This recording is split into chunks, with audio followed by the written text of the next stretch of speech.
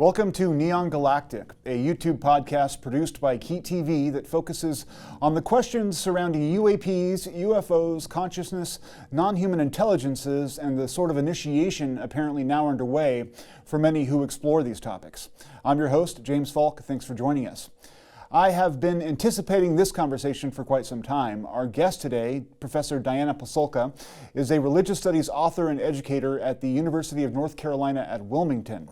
And she has dived headfirst into the UFO topic and revealed to many of us that the experience of UFOs and non-human intelligence can be profound and transformative as a spiritual occurrence, one that often forces recipients into a reevaluation of their lives and worldviews. For me, Diana's first book, American Cosmic, revealed a fascinating but largely hidden world where some of the best and brightest minds of various fields were convinced that they were themselves in contact with a high intelligence that in many cases provided the inspiration for many of their most progressive ideas and innovations. The book, like her new one, reads like an intellectual thriller, and it demonstrated that something very important and mysterious is happening, a type of contact that is concretely impacting the evolution of our species.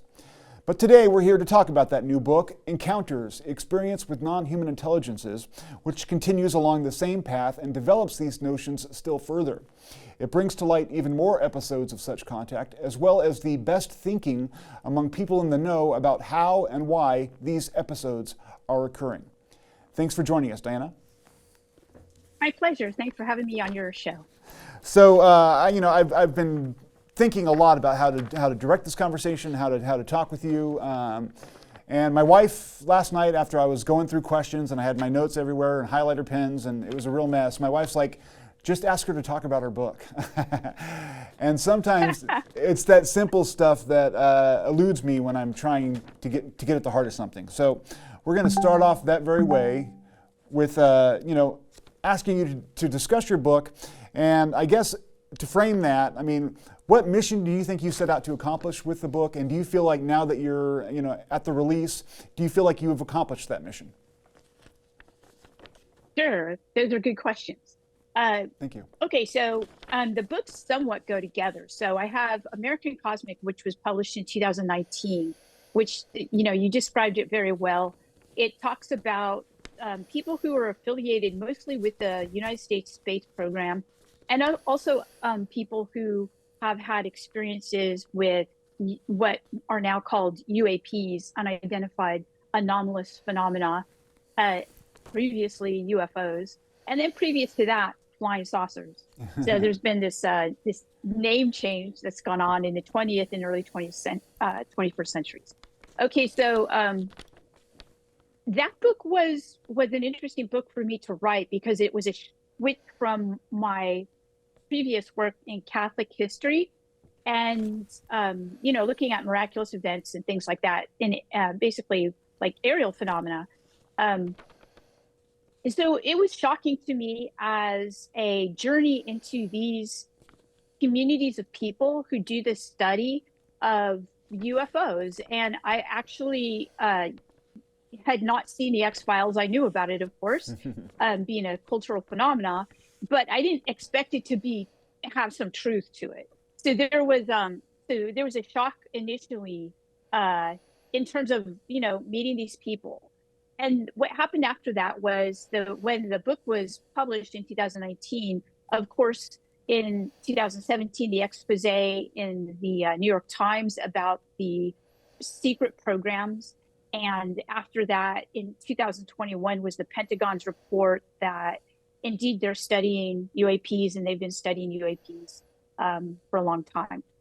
So Encounters was a look, it was in a sense, a continuation of American Cosmic in that a lot of people ask me questions about, can you feature more about the beliefs of these people and what they, feature more of these people and their beliefs? Because we really want to know what brought them to these beliefs and how has it impacted their lives.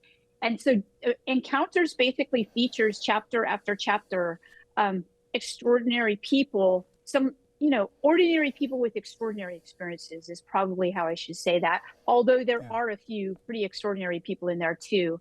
Like a an AI quantum computer expert, another person who works, with material science in a program devoted to space, a philosopher, Yeah. so we do have some also extraordinary people too. Yeah, I would argue that everyone that you talked about was extraordinary and brilliant in different ways. And part of what makes your work so compelling is that you have these people who are so high achieving that you take a worldview that for a lot of people was always sort of relegated to the dustbin of psychobabble or new agey kind of stuff. But these people believe it, and it fuels their creativity and gives them an edge, sort of.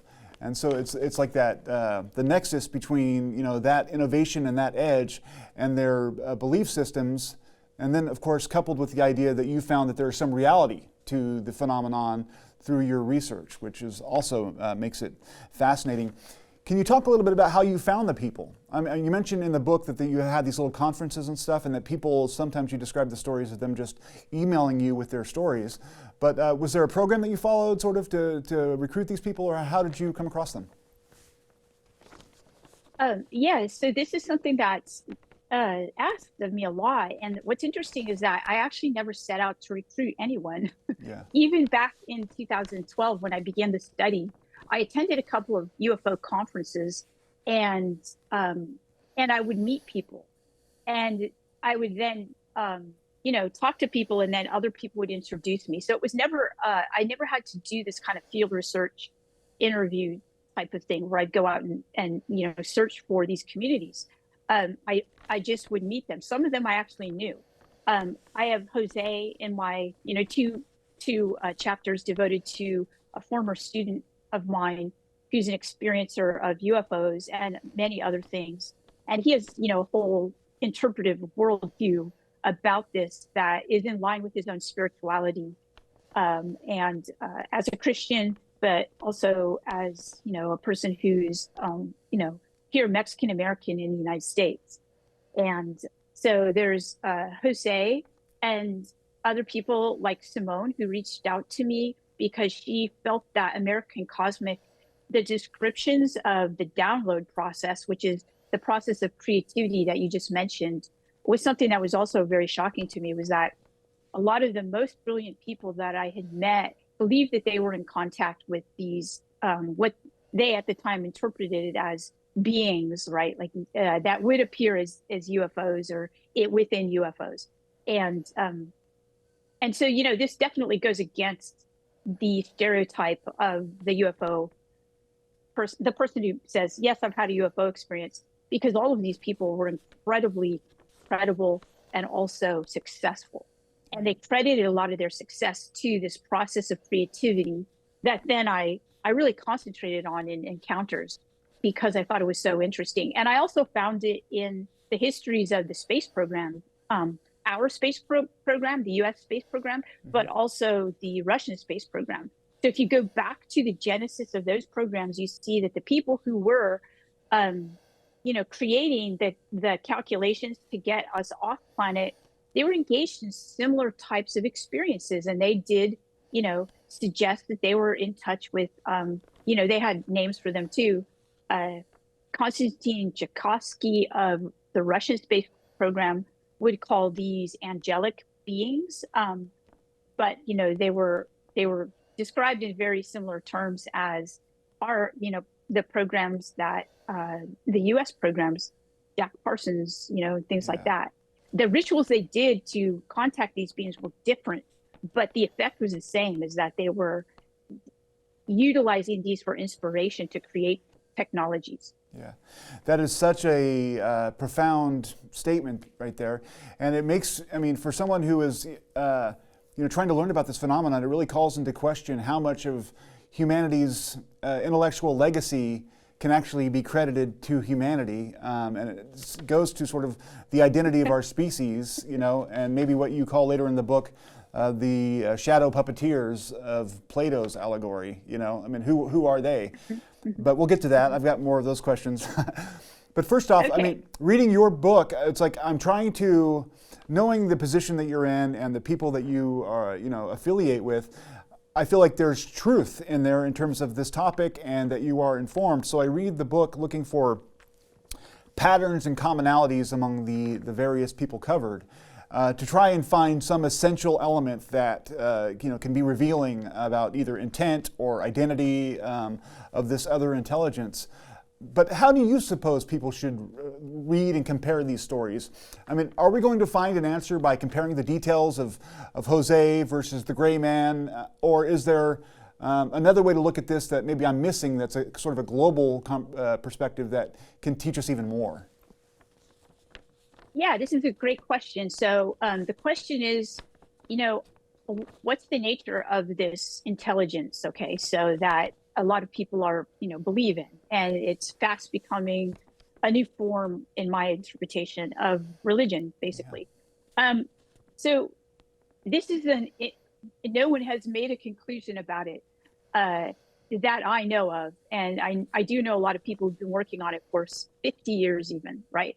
Wow. So I think that right now, especially with respect to the known research that's been done, because there is classified research that has been done. And obviously I'm not privy to that. But the known researchers or the known research suggests that, we have to question first, with respect to this download process that we're talking about. Mm-hmm. A lot of people, I'm going to use an example that's not a UFO example. This is an example that many people know about. The famous mathematician Srinivasan Ramanujan. Mm-hmm. He was an early 20th century mathematician from India. Yeah. And he resided in the UK. He resided in England, at Cambridge, actually. And he was incredible. His mathematics are the basis for a journal today. And people are still trying to understand how his math, mm-hmm. his mathematical calculations. Now, he believed that the goddess Lakshmi, which is a Hindu goddess, would whisper the calculations fully formed into his ear, okay? And he maintained this throughout his life until his death. So this sounds very similar to people in my book, let's say Simone, who believe that they are, and she's, by the way, creator of AI, and also she's involved in quantum computing. So she's very, very educated. Well, she's a genius. Mm-hmm. So what is genius, I guess we should ask. Right. Yeah. So she also recognizes that she's getting this information for these technologies that she develops in a similar fashion. So the question is, but her interpretation is that she's not getting it from Lakshmi, but she's getting it from this process that she identified in American Cosmic called the download process. So the question is, are these people actually getting something from an objective source, or is it somehow human creativity that we are just unaware of, and that it feels as if it comes from an external source? So these are some questions that I grapple with. So how does this relate then to the UFO phenomenon? Well, because a lot of these people, especially in the space programs, reference this to, they identify this as, extraterrestrial intelligence. Is this the new Lakshmi? Okay. Though we have issues complicating that. And that is that people now are saying that they have evidence, like parts of crash materials and things like that. Some even go so far as to say they have, the alien bodies and things like that. So I opened my book actually with American Cosmic, where I'm with two scientists, and we are at a crash site, and in New Mexico, of an alleged crash that had crashed in the 1940s. Now, I'm through American Cosmic. I get through the whole story book without believing or disbelieving. What I am doing is I'm examining the beliefs and practices of these scientists who believe that, that they found this debris and they're back engineering it. Okay. So in a sense, American Cosmic precedes the conversation that we're having now in Congress about these legacy programs and things like that. So, in a sense, I just kind of found my way into it without believing or knowing about these kinds of things that were happening. Yeah. I mean, it seems weird to ask this of a religious studies scholar, but coming out of it now, where you're at, what do you believe about it? Yeah. So so in my field, when we study religion, remember, we do it not as advocating religion, Yeah. but basically as academics who are either archaeologists or sociologists or historians. So we don't necessarily take our beliefs into, we don't say, I believe this or don't believe this, at least in our professional writing. But of course, it absolutely impacts what we believe personally. Yeah. So what do I believe about it now? I believe for sure that there's something that now, after I've communicated with many scientists who are part of programs that they, allegedly study this, and these are credible people that I know and have known for years. But also now I've talked to people from various different traditions, like Indigenous Australian people who have lore of contact. And this was what John Mack was doing before he passed away. He's a famous researcher from Harvard who was looking at the topic of UFOs, and he started out with people who believe that they experienced these things, called experiencers, and he moves into studying cultures that believe that they have already been in contact and are in contact now. Yeah. So yes, I do believe in this experience that people are having, and I do believe that it's now at a point where it's helping us kind of rethink what we understand about the cosmic, our part in the cosmic order, I guess you could call it. And also, I believe, because I'm working with people who are doing quantum AI, I believe that field is actually going to shed light on what we're seeing come out now. I'm not personally a quantum scientist, so what I rely on that group to help me parse through a lot of the data that I acquired. Yeah, it's interesting. I mean, I think a lot of us are in that position in terms of understanding what quantum physics is, but it keeps telling us cool existential things about reality.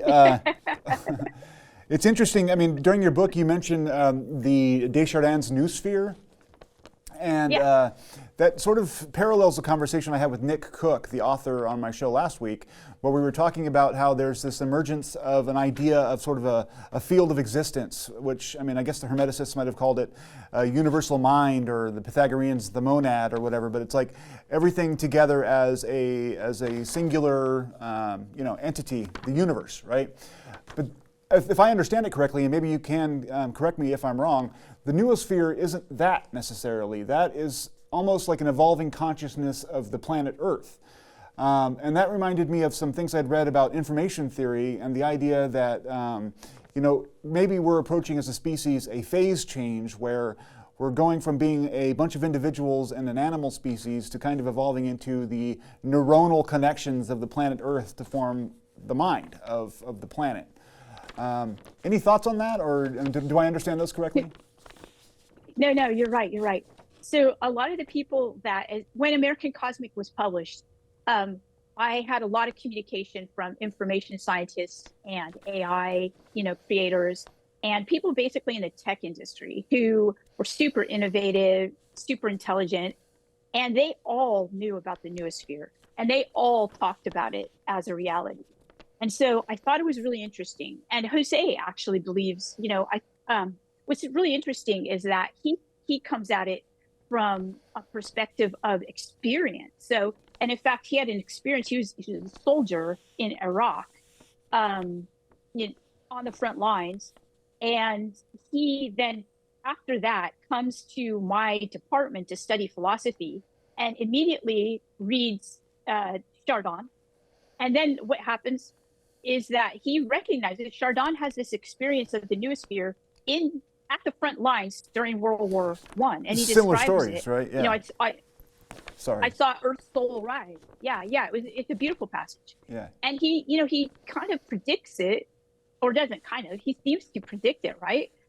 Here he's talking about, something that he's saying is the synthesis of our knowledge of economic activity, and we're all going to be hooked into this giant kind of like connected network.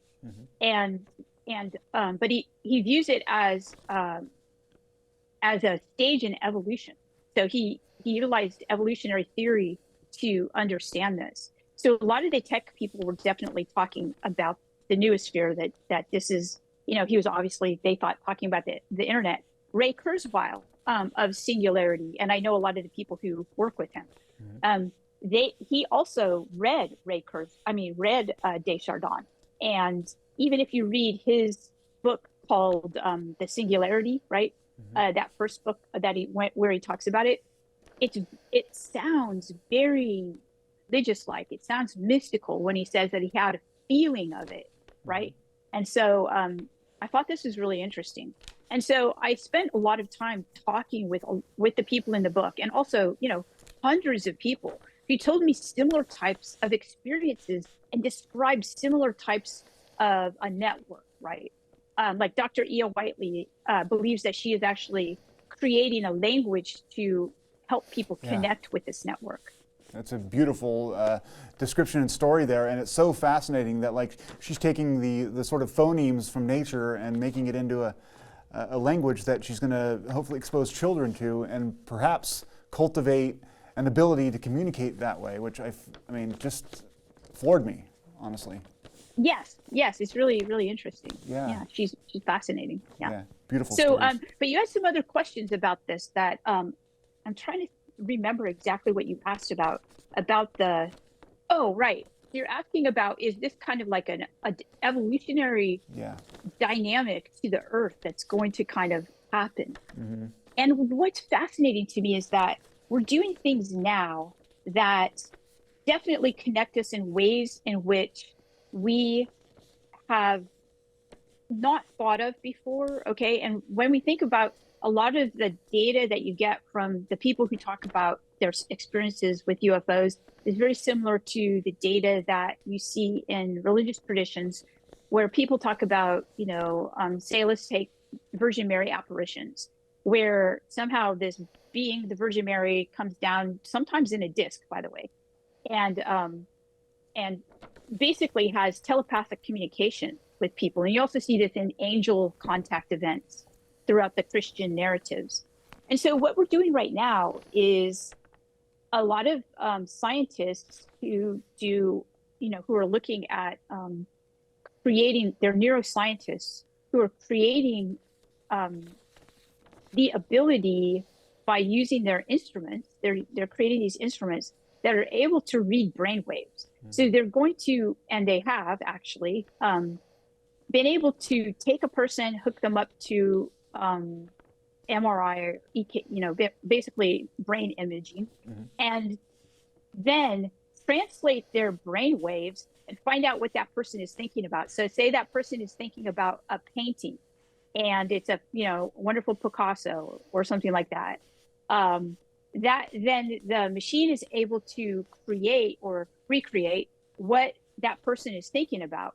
Well, this suggests that the brain, that our brain waves can be read. If our brain waves can be read, this is very similar to telepathy. Then that would explain in materialist terms how then this works. So in a sense, we're seeing the meeting of technology and explanatory technology and religious traditions and kinds of aspects of several religious traditions, which of course is very controversial. Yeah. One of the elements in your book that recurs among the different characters is the idea of technology. I mean, some of these people are high-achieving inventors or developers of different kinds of tech and whatnot. It's interesting to me how there's two ways that people view tech in relation to this phenomenon, or at least the spiritual element of it. I mean, on one hand, people think that tech, AI, advances in this regard, like what you were talking about with reading our brainwaves and stuff, might be our saving grace in terms of a lot of these issues or other issues that we're facing, that it's going to be another means of our biological evolution just through extension, right? But then there's another group of folks who feel like technology and digitalia, for lack of a better word, are holding us back, or that they're sort of an archonic influence trying to keep us from understanding that we don't need the technology to interface in the way that we're trying to, or the way that the field does, like we were talking about, that we can do it without that kind of stuff.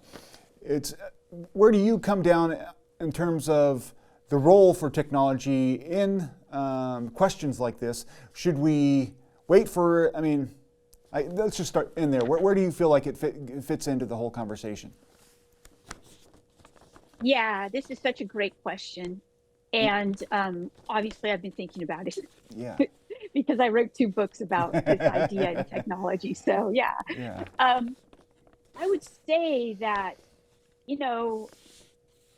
pretty high right now for us and technology, our relationship. And, it's the whole Prometheus mythology, right? So Prometheus is a mythology, of course, that begins, or it could even actually predate the Greeks, but we know about it from the Greek idea of this Titan Prometheus, who steals fire from the gods and gives it to humans, and humans become a technological species, and it's kind of like our undoing in the end. And Prometheus himself is punished in a very horrible way, tied up to a rock, and won't go into the details, but it's pretty bad. And then Mary Shelley, who writes the modern day Prometheus, Frankenstein, she rewrites it as us, as Prometheus, as people like in my book, right? These scientists who create technology that becomes self-aware and then is his undoing. All right. So I think we're at another Promethean moment. And this Promethean moment is where we simultaneously believe that we're being given this tech by entities. Let's agree with the people in my book, American Cosmic, and say they are, a donation from UFO, inhabitants or something like that. Let's just, for the sake of this Promethean moment. There's that. And then on the other hand, we are the Prometheus in that we've created AI, and Elon Musk is warning us that, it could be really good, but it's probably going to be really bad. Yeah. Okay. So during this time period that I'm considering all of these questions, writing American Cosmic, writing Encounters, I'm also being exposed to how the media has been utilized as a way to manage the perception of government and UFOs, and now they've just said it, right? So they've said, yes, Project Blue Book did this. It was a debunking campaign. It went from 1951 or 52 to 1969 and probably never ended. They probably just are doing it better. And in fact, they most likely are. And they're using social media and these various means to, sway us and tell us what we should learn and know about. I met a lot of people in the military, most of whom have a very, very negative idea of social media. And, talk about how TikTok is banned in countries that know about it and things like that, right? Okay, so all of this information was depressing to me, to tell you the truth. So I started to rethink then, the Promethean moment we're in. And I just started to believe that it was, I started to take the worst of what Elon Musk says and believe it and think, yes, oh my goodness, are we going to make it as a species, right? But then I met Simone, and I write about her in the book in a chapter called Moon Girl. And Simone comes along and she says, it is better than you think, Diana. It is the French Revolution that's happening. It is not the Promethean movement. She said that the bankers have been using and utilizing AI, and she knows because she created it for them for more than 20 years. And they've made trillions and trillions of dollars utilizing this incredible technology that we are now, just the 99% of us, are on the cusp of being able to use now in order to make our lives, to upgrade our lives and make it better. And I didn't believe her at first. I thought, yeah, right. But I engaged her in conversation. That's what I do with these the people that I meet. And really, they become a part of my life for this time. And so we work together even. And I started to learn. She's difficult to understand in that she's so smart. She talks a lot. She talks in math terms, and my brain, doesn't really work in math terms. But I caught on. And she's involved so much in quantum, and the kind of stuff that Elaine Aspect just won the Nobel Prize in for physics. She's so much in that scene that she's lost this temporal language. So she doesn't really talk about evolution because she believes in she believes the idea of, space-time as a headset, which accords with some things that I'm aware of, like Immanuel Kant, in the language of the 1700s said similar types of things. We have these faculties, but we don't know the thing in itself, right? Like okay. So I began to become much more optimistic. And now I'm at a point where I'm in agreement with Simone. Simone's, she said that there's always a push to control the means of knowledge. And, she talks about the elites, and she uses that language of the elites. She said, the elites have always in human history, if we're not talking about, say, indigenous communities, control the means of power of societies and governments. And that power is knowledge. And she said, we're at a point when the knowledge is going to be released to the people. And she said, this can only be a good thing. Yes, there will be issues. And yes, there are issues. But don't believe the doomer narrative. This is what she tells me. And I'm beginning to see, light. So I've lost the Elon Musk doomer narrative. And I'm more in line now with, and by the way, she also sees this as connected to extraterrestrial intelligence, but she doesn't believe that it's extraterrestrial. She says that it's just another form of intelligence, and it's going to take a new form. Yeah. I mean, was she the one that was arguing that it may be AI that is outside of space and time? Yeah. Which is a fascinating idea. The intelligence that's going to utilize AI. Yeah. Okay. She's saying that there's an intelligence and it seeks expansion. And she says that, it took our form, right? It took this, carbon-based form, and it expresses itself through us. And she says that this is now going to be expressing itself through AI. Yeah. And that's okay it's okay. It's not terrible. Well, I have to say that it's nice to hear a hopeful message about tech and AI, and because I've been pretty down on it myself, especially I have teenagers, and so I often get discouraged by what I'm seeing. I do too. One of the things that you just mentioned was the Promethean moment, right? There's an interesting scene that I read in the book, and maybe I overread it or overinterpreted it, but it's with Jacques Vallée, who we all know and admire. I've actually had him on a show of mine, and it was a thrill as well. But he has a library that's dedicated on one half to angels and on the other half to fallen angels.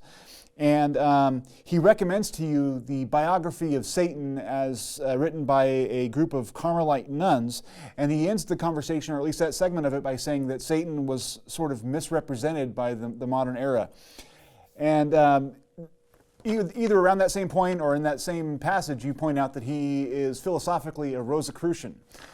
Now, the Rosicrucians have this idea of Lucifer as the light bringer, as an outside figure, perhaps of the divine realm or the ideal realm, the realm of ideas, who inspires humanity a lot like Prometheus. Is there something to that message that we should dig out of that, or is it just resonant as it is? I mean, is there any deeper meaning to that you can tell us about? And what do you think of that idea? Okay, yeah. So that was such an interesting moment, of course, for me. And somebody asked me the other day, what was your favorite part of Encounters of the book, right? And I couldn't at the time. I was like, well, all of it. I love all of it. I wrote it. So of course, I like all of the book. But no, I thought that moment in the book was probably the most, was definitely the most shocking moment for me, because I was, we were there to talk about UFOs. And here we are, and we just, we go, I see it looked like handwritten or typed notes of Project Blue Book and, shelves of that. And so we're looking at all these beautiful, tomes of ufology, right? And then Jacques, so we're in his library, and he has an amazing library with beautiful stained glass. and I see shelves of angels, right? And books about angels, the oldest books about angels, which I've seen before because I, spent a good time of my life in archives. Mm-hmm. And then, so he picks out a book and he shows it to me. And it is, so it represents this whole shelf. And then the other one represents a shelf about fallen angels. And I was like, fallen angels? And then he made a joke and he said, well, you can't have one without the other. He actually is super funny. Yeah. So I thought, oh, okay, makes sense, right? And so that made sense because if we read his book, which is like the definitive book on the topic of UFOs, it's called Passport to Magonia. Mm-hmm. And it is literally a deep dive into the Western tradition of looking at, all kinds of folk traditions and, mythology of angels and things like that. So he's, comparing that to contemporary UFO events. So he's obviously a scholar of the history of this type of phenomena. So it made sense that he would have those. But what was really shocking to me was when we were in his living room and, we were having tea and some pastries. And he said, just before I left, he said, you really must read this book. And it, of course I'm going to read a book that he suggests. So he gives it to me and it is The History of Satan and it's in French. And I was shocked and kind of like said, and look, it was written by the Carmelites and look, and he shows me the end and it's paginated at 666, right? So yeah, I have to say it was a little disconcerting. And I didn't ask him all the questions that I had at the time because I guess I was in a state of shock and we'd already spent the afternoon talking about things. So, we said our goodbyes. But what does this mean?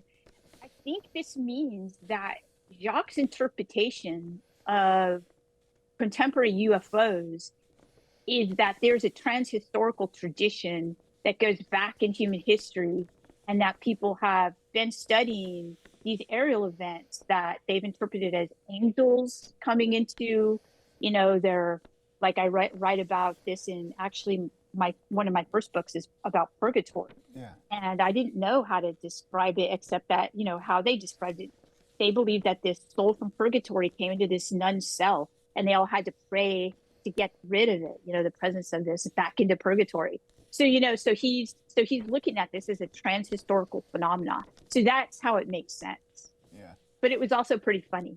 Yeah, pretty funny and fascinating for all there's so many connotations that come with those, ideas that it's like it demonstrates the depth of it all for one thing. And that's fascinating by itself. You mentioned that you are a mother and you've written about this, so I'm not revealing anything too personal.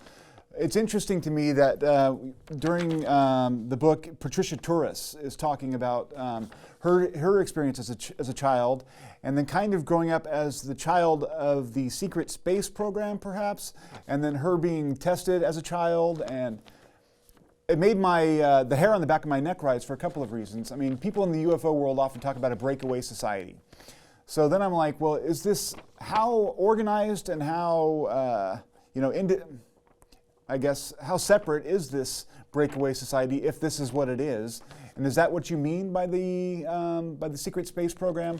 And then after that, the idea of our kids being tested, I knew that happened before, but if that's still happening, I got a request last week from my daughter. They wanted to test her for a gifted program. And I'm like, I don't know. There's cool stuff they do. Maybe it's just Legos like it was for my older son, or maybe it's something, a little more alarming. Yeah. So this was so this is probably, in my interpretation, the weirdest chapter for sure. Yeah. It's chapter 8, and it's called Children of the Invisibles. And what I found in American Cosmic was I described a community of people who live a life that I didn't know people lived, but it's a life where they're involved in these programs affiliated with our space program, and they do study of, they do technology and study of space program affiliated things.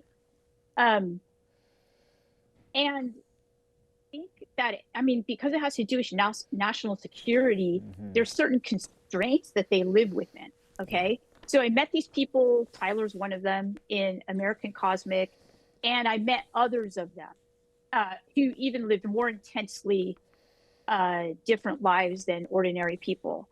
And for various reasons, mostly because of security reasons, I couldn't talk about those people.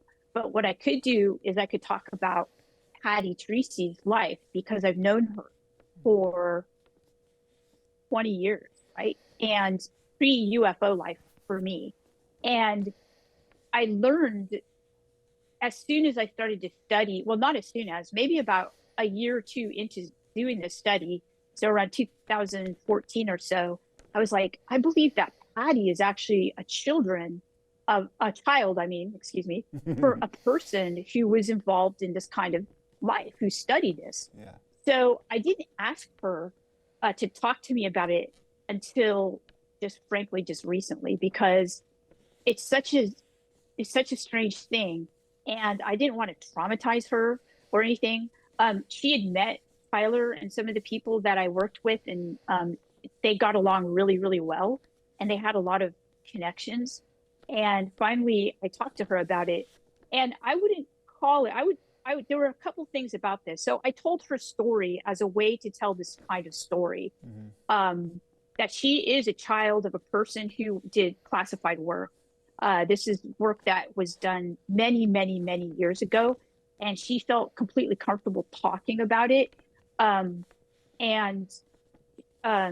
She had a different kind of childhood, which I described, that's representative of other people's children, and some of these kids are now grown up, representative of their lives. Hers is even less extreme. And you can see how extreme it is. Yeah. So with respect to this idea of the secret space program, so I'd heard about the secret space program, and I thought it was like a circus, right? So people were talking about it. No way, no way. I didn't believe any of it. I thought it was just like this, circus type of environment that people were talking about. But what I came to recognize is that there's definitely an unacknowledged portion of our space program by necessity. There's classified things that happen. It's classified, and it's not for us to know. Okay. So in that sense, it's secret.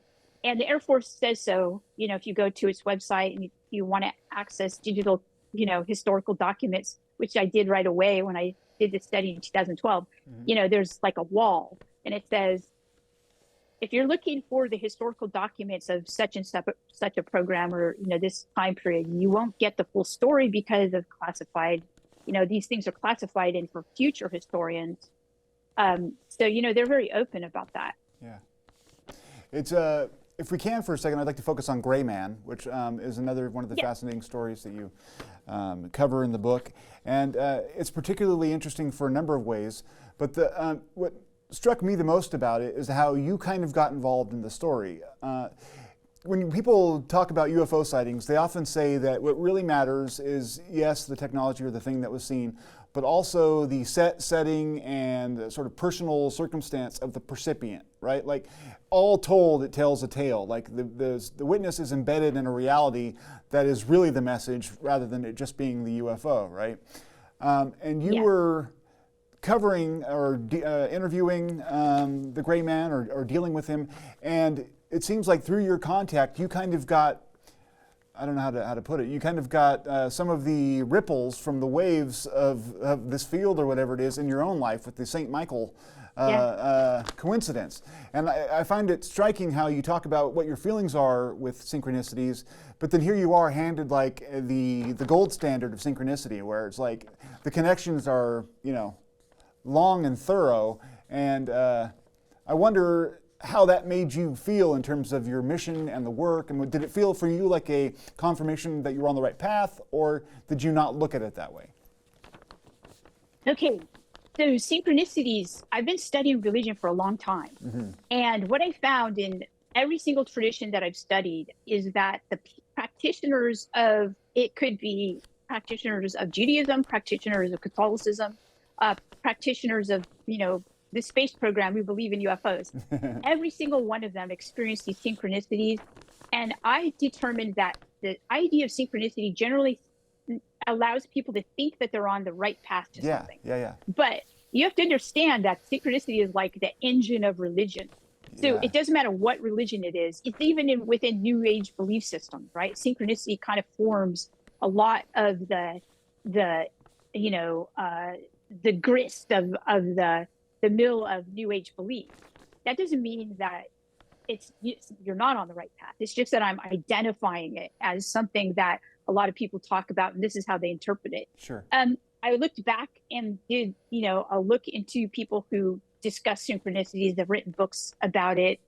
Arthur Kessler, Carl Jung, Friedrich Nietzsche wrote about synchronicity, and he didn't call it that. He called it personal providence.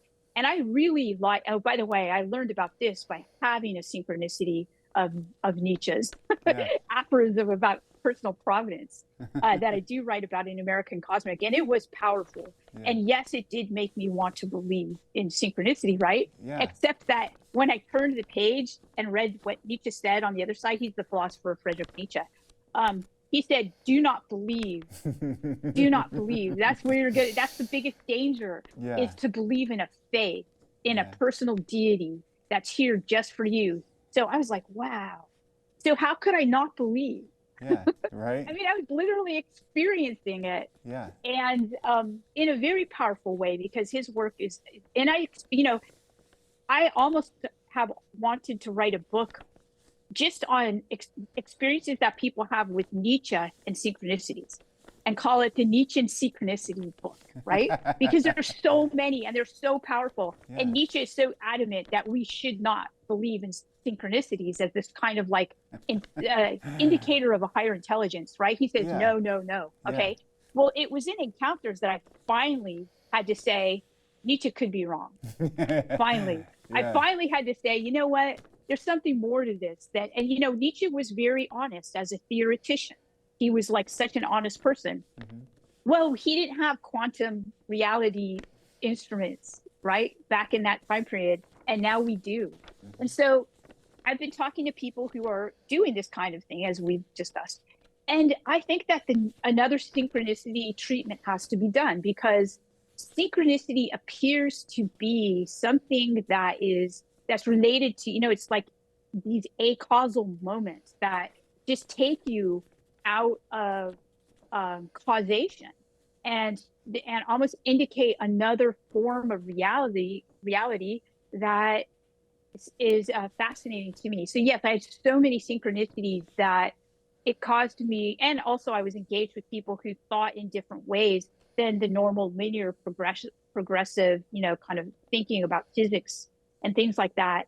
And yes, synchronicities did, as you say, make their way into my life, where I was like, oh, that's just so improbable. Those things just, how can they even happen? Yeah. That yes, I had to rethink synchronicity. And my position usually was the Nietzschean position, was it's just, but he also attributed to the god of chance. And, maybe chance has maybe it's chance, and chance is a god. But seriously, I did have to rethink this whole idea of synchronicity. Which I think is a profound statement about the quality of your book and your research. I mean, honestly, part of what makes your book so compelling, and in both books, and I haven't read your third one, but I'd like to, you are telling a personal story about your research. It's like, it's a journey that you're on. In our first email, I said it read like an adventure story, and I mean that because you go into it looking at things that are outside of your wheelhouse, and it can even be viewed as kind of vaguely threatening to a worldview, and you just adventure forth into it, and you emerge transformed. And I think that transformation is what makes that work so much better than a lot of the other things that I've read on the subject. So you deserve to be commended for your hard work.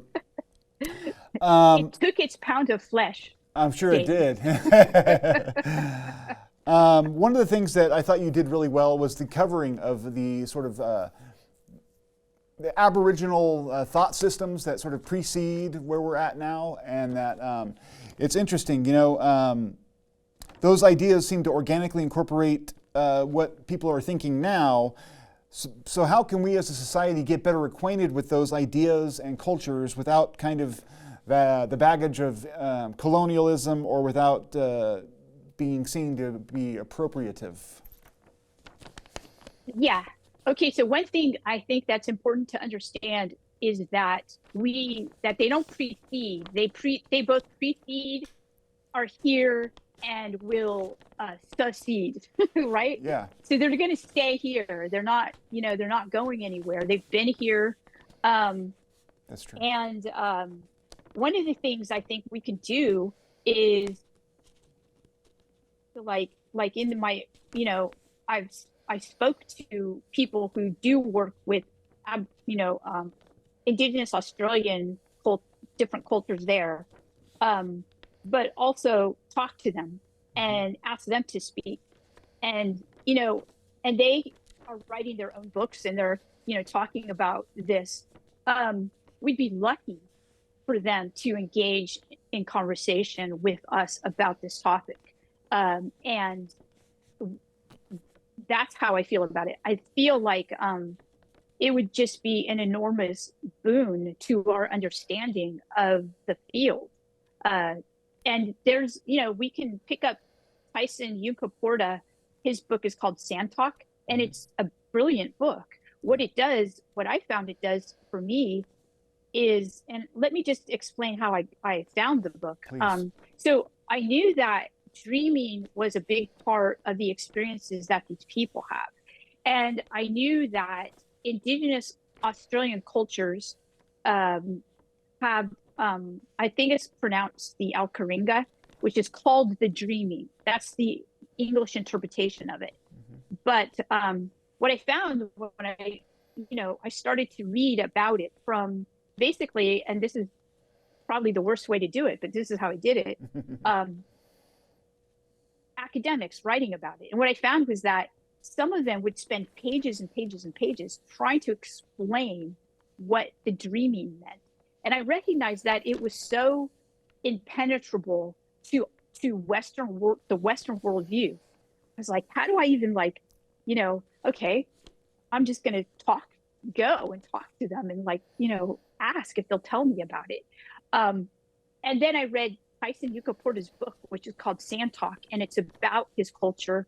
And, he's Indigenous Australian. And he makes sure that he says he's not representative for the whole culture, but he's talking about his experience of it. Yeah. And it is incredibly sophisticated. Once you start to get into the book, your brain has to actually adapt to the way that he writes the book. And that imparts in and of itself part of the non-linearity of the sense of time for the book. So again, I would say that I was afraid, that I did not want to be the appropriator, but what I did want to do was point out that Indigenous cultures, many of them, believe they're already in contact with, what we call non-human intelligence, and they have a lot of ideas about this thing that we call dreaming and time and quantum reality. And it's our, as I guess coming from academia, Western academia, it's our loss that, not to engage. So it's, we have to ask, and we'd be lucky if they talk to us. Absolutely. And they, like I said, they have their own books about it. They're there. The conversation isn't dependent upon us, which is how we often approach those things, right? They're having their own conversations and their own traditions. So I would recommend Tyson Yunkaporta's book. I quote him all throughout the book. Yeah, and also other people, Suzanne Kite, Lakota. Okay. I will get on those forthwith. I'd like to talk to him as well, if that's something that is possible. We only have 10 minutes left. I want to get you off on time. You mentioned before that I've heard in interviews that this might be the last book from Diana Pasulka on the UFO subject, that your expertise lie in religious studies and that maybe you're returning to that. I hope not. I mean, I think that you've brought a lot of perspective and great ideas to the subject. So is that true? Are you washing your hands of it, or are you just going to take what you've learned and kind of move it into the other realms that you're going to approach in the future? Well, I do see what I've been doing as religious studies. Sure. Yeah. So I do see that, looking at the UFO as an emerging, belief in the UFO as an emerging religiosity is religious studies. So in that sense, but the topic itself, I think that there are things that I learned from the topic that I'd like to move on into, which is this idea of extreme creativity, which I find fascinating. Yeah. And a lot of the people in both books exhibit it.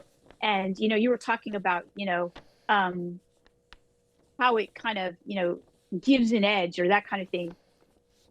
I wish we wouldn't have to think about it that way. I wish that we could think about it like, it opens up a whole new way of living reality. Yeah. I guess that's how I look at it. One that's like really meaningful and interesting and fun. And so I'm looking at that and looking at various, I'm also looking at, Socratic philosophy, because throughout this whole time, I've been using the allegory of the cave in Plato's Republic as a way to frame the experiences that I've had. And it's a fascinating book that I've read way too many times and not actually ever understood. How is that possible? But it is.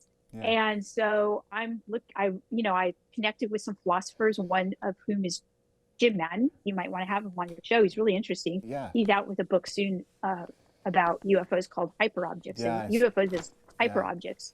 And so, I just, philosophy is fascinating to me. So, there's a lot of other things to write on other than UFOs. The UFO UAP topic too is very focused right now on kind of the military narrative type and of UFO, the interpretation of that.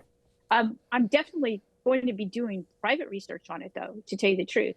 Yeah. I'm just probably going to keep it private.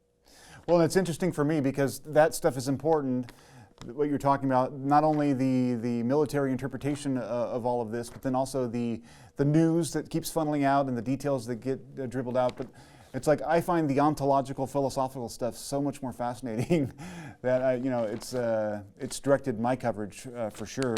You mentioned the allegory of the cave and philosophy. I remember in your book, for some of the recipients, it's philosophy or die, which I've never. I mean, that is so powerful, and it basically, the power of an examined life versus, being the victim of the fates. And some of your, I think it was it Jose, who was saying that, yeah.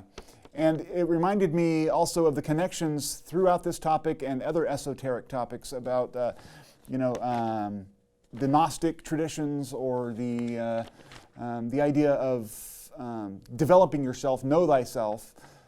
How would you, last question, for someone who is looking to approach this topic and to get the most out of it, whether as a religious experience or not, how would you advise them to approach it? To approach the learning about UFOs? The philosophical element of it all. Oh, the philosophical element. Oh, absolutely. So I would definitely start with the works of Jacques Vallée, because he's very, he's a philosopher himself, even though he's not a trained philosopher.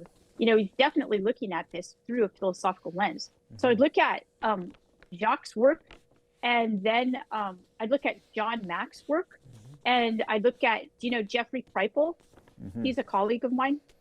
Jeffrey Kripal has written, I would suggest Authors of the Impossible. Yeah. And the Mutants and Mystics, two of those books. Those are excellent books that discuss UFOs. And Mutants and Mystics is an examination of Marvel comics and the paranormal roots of those, which are pretty weird. Yeah. I've been impacted and influenced by all of those. Let's see. So I think that's a good start for the philosophical. You've probably read all of them. I have. I'm hoping for people who haven't, who are looking to get involved. I mean, I guess I would say. Go ahead, please. Well, I would say Passport to Magonia is probably the first. Yeah. It's the most accessible. Yeah, excellent. Well, that's pretty much all the time we have. This has been a fascinating conversation. I really appreciate you taking the time. Thank you so much. Yeah, and good luck on your future work, and maybe we'll speak again sometime. I'd love that. That'd be great. All right, take care. Take care. Have a good day.